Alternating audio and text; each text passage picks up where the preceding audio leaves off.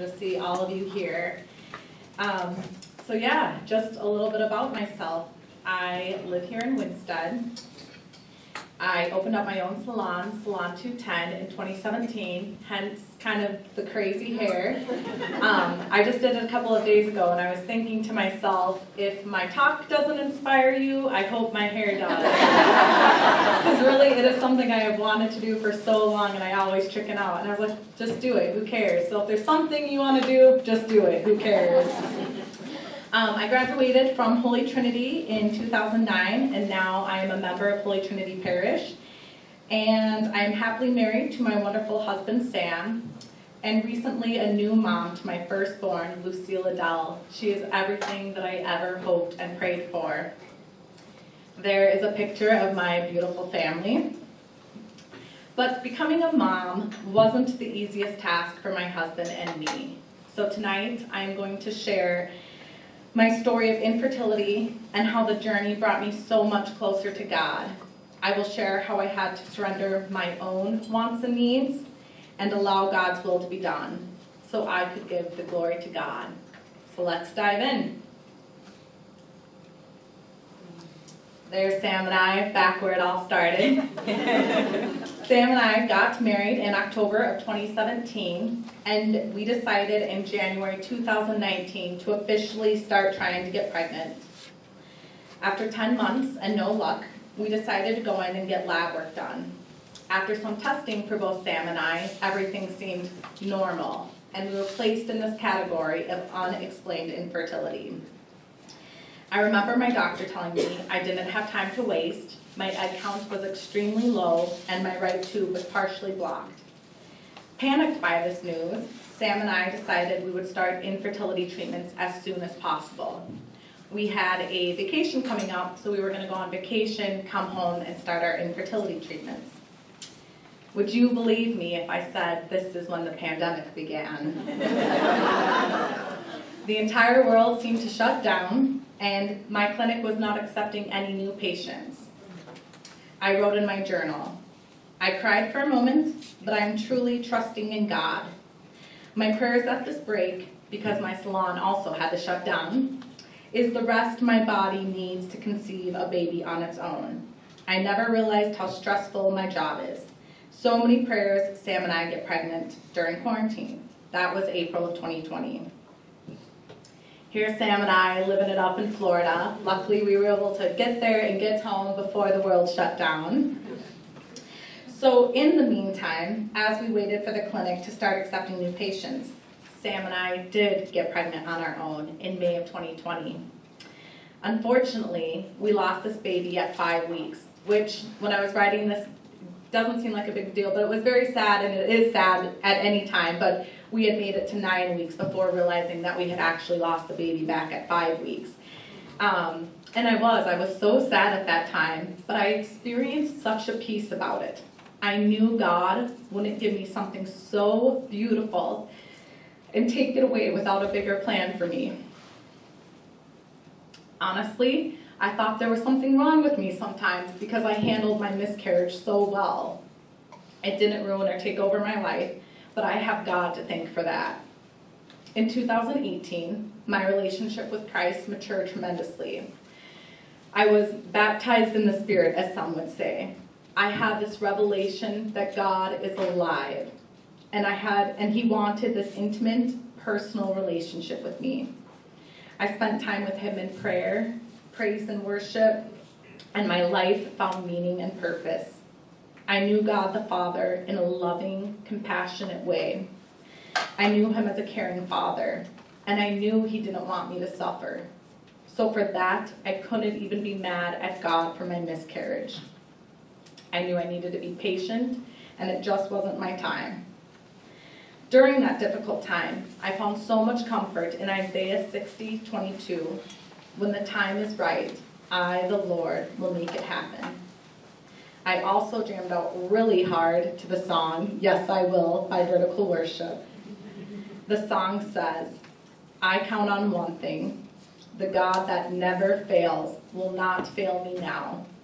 And in the waiting, the same God who's never late is working all things out.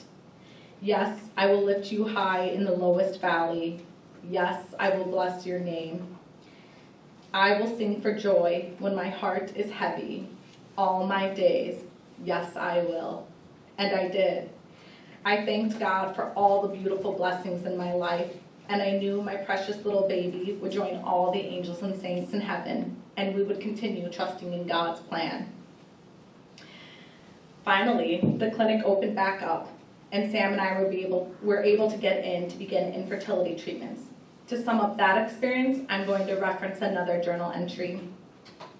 On November 19th, 2020, I wrote, "After almost 2 years of trying to conceive, the pandemic stopping us from starting infertility treatments, a pregnancy which turned into a miscarriage, 2 failed attempts of Clomid and IUI, a failed Clomid and timed intercourse, the Lord is yelling, stop. Sam and Emma, come to me, all who are thirsty. I, God the Father, can and will bless you. Come to me so that we can give the glory to God and bring more people to Him." I feel like this journal entry captured such a beautiful moment in my life. My heart desired to give God the glory. In Isaiah 43:7 it says, "Everyone who has been called by my name, whom I created for my glory, whom I formed and made." Whom I created for my glory. Everything we do should be done for the glory of God. However, it did take me some serious time to surrender my infertility to Jesus. I really thought that I had surrendered to God, just like my miscarriage. I wasn't going to allow infertility to take over my life. For the most part, I really was at peace with my situation. I didn't want to miss out on making beautiful memories with my husband, or look back and think, wow, I really wasted X amount of years sulking because of my infertility. Don't get me wrong, I definitely had my weak moments, but I just knew in my heart that God's plan was so much greater than mine. I also knew I had the rest of my life to be a mom, and this was just temporary, so I was going to make the best of it. Looking back, God was working overtime and trying to get my attention to fully surrender to Him. So I'm going to backtrack a little bit now and fill in some of the story. So just days before my scheduled IUI, for those of you who don't know what that is, it's basically turkey basting. The doctor gets the sperm exactly where it needs to be so it can't get lost. I was at dinner with a girlfriend, and we had been talking about my struggle to get pregnant. I don't believe she knew I had tried IUI or had an appointment coming up, but she shared that the Catholic faith did not agree with IUI. I think at that moment, I could feel my face turning red. I was holding back tears. I was shocked. I was angry, and I was sad. And who was she to tell me what the church believed? I had so many questions about this. Ironically, Sam and I just so happened to be having Father Matt come over to bless our new home. It was the perfect time to ask him if what my friend had said was true. Father Matt was so kind and loving in his response and gave me a beautiful explanation of why we shouldn't achieve pregnancy through IUI. He basically said that God could have created people any way He wanted, but He chose for us to be created between husband and wife, in an intimate and loving moment. God wanted us to be created out of love. Father Matt may have delivered bad news, but he also gave me an incredible resource. He gave me his friend, Dr. Franny's info, a NAPRO doctor, natural procreation, something that I had never heard of, and he mentioned natural family planning. I decided to call Dr. Franny and get more information on NAPRO. She was wonderful and explained that a NAPRO doctor would help me find my underlying issue, diagnose, and treat. I had told her that I had another IUI scheduled, and Dr. Franny explained that if the IUI did work, that doctor still didn't diagnose and treat, so it could end up in another miscarriage. After all this great advice from Father Matt and Dr. Franny, I decided to keep my IUI appointment. Makes sense, right? I was too far into my infertility journey to be learning about this alternate route. It was a new doctor, a new system, a new everything, and I felt I had control of my situation. I knew several people who had success through IUI. And it wasn't that I didn't care what my friend said, or Father Matt said, or Dr. Franny. I just wanted to be pregnant so badly, and I wanted it right now. And I felt like NAPRO and NFP was starting my journey all over, and I just wasn't quite ready for that. So I kept the IUI appointment. Just days after that last IUI, I was at a Christ Life retreat, and I had no idea whether or not it worked, so if I was pregnant or not. The Lord moved me in a serious way. I was in a special prayer time with my team, and during this time, I had this overwhelming feeling of truly needing to surrender my infertility to the Lord. I was telling myself I was trusting in Him, but I had just done IUI.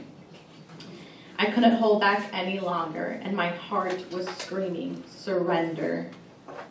I burst out, I need to surrender my infertility to the Lord. Luckily, I had a beautiful group of people surround me and pray for me as I cried out to the Lord, His will be done. Another failed IUI. Like I said, God was working overtime and trying to get my attention, and He knew I needed support after the IUI not working. So back to that journal of November 19th, 2020, I also wrote. A couple days later, after my retreat, my mom, Melissa, sent me a podcast of the blind man having faith and being healed so he could be a testimony to God and glorify Him. I woke up to a text message from my sister-in-law with scripture and reflection on Deuteronomy 11, to trust in God's plan. Sam's dad texted him that morning. He had a vision of Sam laying hands on me and thanking the Lord for opening my womb. He sees me thanking the Lord for making me a lush garden of fruitfulness. He said, "Step out in faith as the Lord desires to bring forth a testimony to many among you." Wow. Isaiah 43:10, "You are my witnesses, declares the Lord." After lots of prayer and talking with Sam, we decided to try NFP and NAPRO. No more just slapping a Band-Aid on my infertility. It was time to diagnose, which was scary because that meant something was actually wrong with me. It was time to treat and heal and trust God's timing.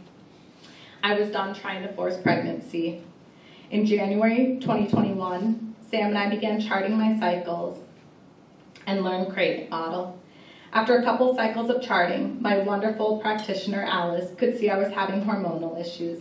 She set me up with a NAPRO doctor, and March of 2021, I had my first appointment with NAPRO Dr. Don.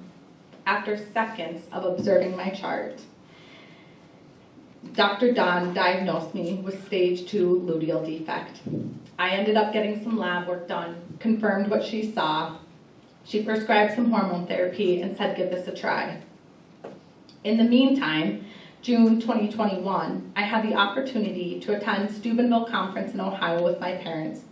It was there that I would encounter Christ again in an amazing way. There's me and my mom and dad at Stevenville. So, one afternoon, they had offered prayer teams.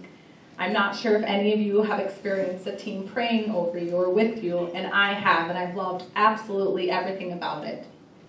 This, however, was a different experience for me.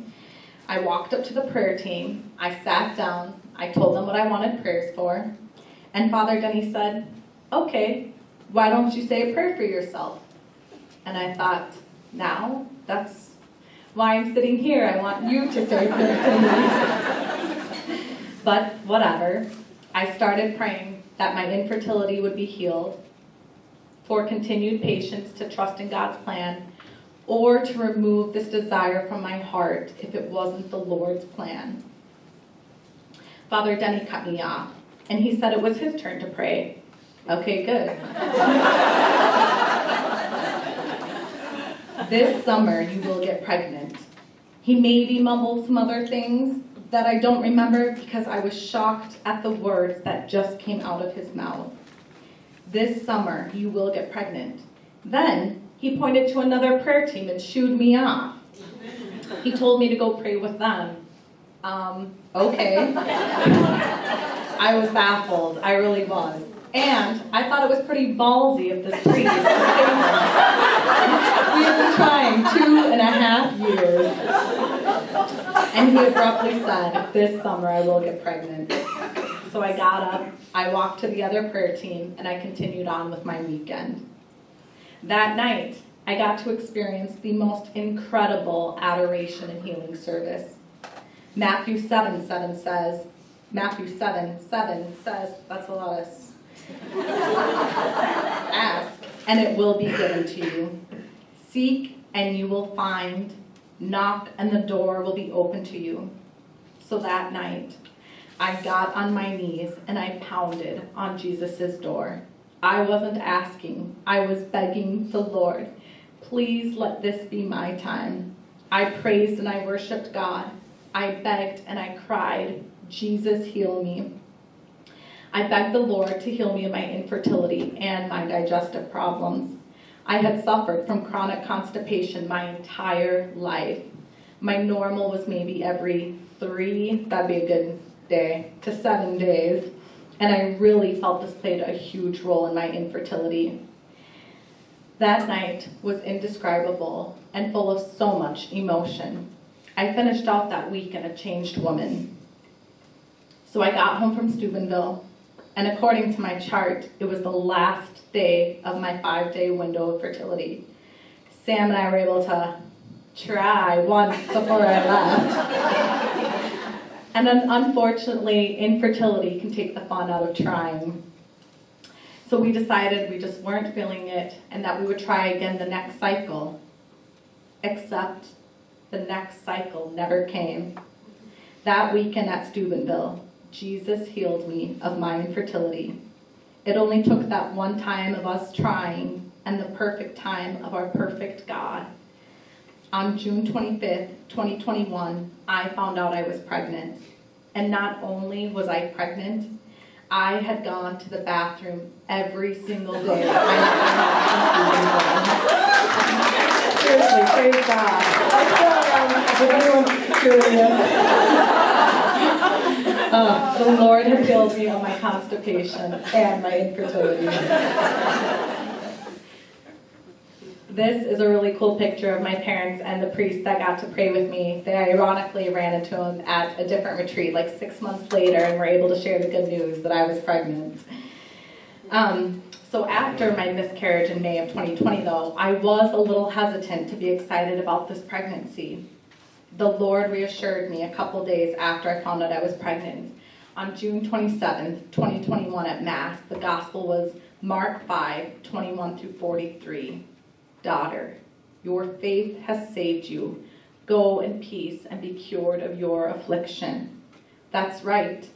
I didn't need to doubt the Lord. He healed me. Looking back, I wouldn't trade my infertility journey for anything. During that time, I was able to heal and grow so much as a person. God worked in my life and in Sam's life, and we were able to grow together as a couple. Romans 8:18. For I reckon that the sufferings of this present time are not worthy to be compared with the glory which shall be revealed in us.